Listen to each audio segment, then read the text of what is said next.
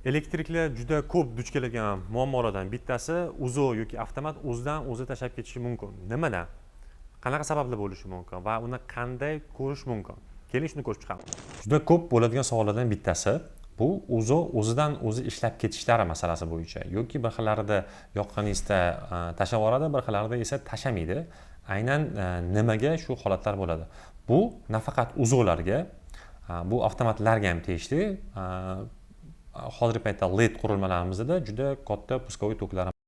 Ana shuni ko'rsatish uchun hozir ushbu qurilmadan foydalanamiz. Ko'rishingiz mumkin, hozir bizda kuchlanishimiz ulangan va buni chiqish kuchlanishimiz ulangan. Bu aynan relaydan keyin va bu ikkita qurilmamiz undan keyin ulangan. Hozir fazamiz alohida qilib berilgan. Birinchi qurilmamizni yoqamiz. Ko'rasiz, tashlamayapti. Ikkinchi qurilmamizni yoqamiz. Ko'rasiz, tashlamayapti. Hech qanaqa reaksiya yo'q. Bu narsani bemalol ishlab turibdi. Ishlab turgani bilan, lekin bizda tok uchechkamiz bor. Hozir 12 milliamper ko'rsatyapti. Buni sozlamalarda esa biz buni 30 milliamperga sozlab qo'yganmiz. Ana endi o'zidan o'zi tashlash mumkin bo'lgan jihatlarini bittadan ko'rib chiqamiz. Har bir LED qurilmaning ichida kondensatorlari bor. U hozir razryadga olish vaqtlari 10 sekund bo'ladi. 10 sekunddan keyin ikkalasini qurilmani baravar yoqishga harakat qilamiz. Ikkalasini baravar yoqqanimizda ko'rasiz, o'chdi.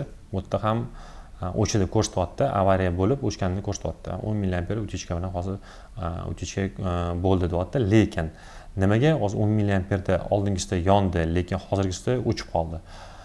LED qurilmamiz aynan o'sha kondensatorlari bo'lganligi uchun u boshda sig'im yutib olib turib keyin chiqarayotganligi uchun u katta tok birdaniga qabul qiladi va uni o'sha soniyani o'zida chiqarmaydi.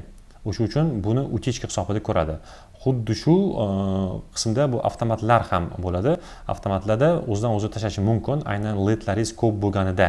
Nimagaki boshda puskoviy tokimiz katta bo'lganligi uchun uni qisqa tutashuv toklari hisobida ko'rish mumkin. Ko'rib turganingizdek, ushbu relay orqali biz uni ko'ra oldik, aynan nimada sabab bo'layotganligini va bundan tashqari boshqa sabablari ham bo'lishi mumkin. Siz qandaylarga duch kelgansiz? Yozib qoldiring.